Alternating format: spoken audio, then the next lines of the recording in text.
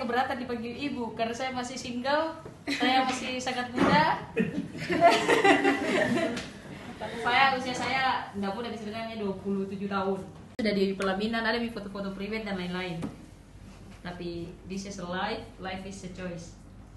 Dan tadi saya berbahasa Inggris because I just want to introduce you. English is very important. Even though it's for jurnalis, harusnya bisa bahasa Inggris. Jurnalis saja belajar bahasa Inggris. Jurnalis saja sebelum direkrut harus ada tes bahasa Inggrisnya. Kita ada tes menerjemahkan dan lain-lain.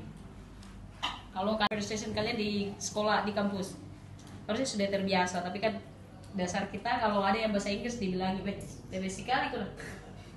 Biasanya ya bu. Nah, ini nih. Pasti teman-teman dituntut juga di kampusnya untuk bisa bahasa Inggris. Itu kalau saya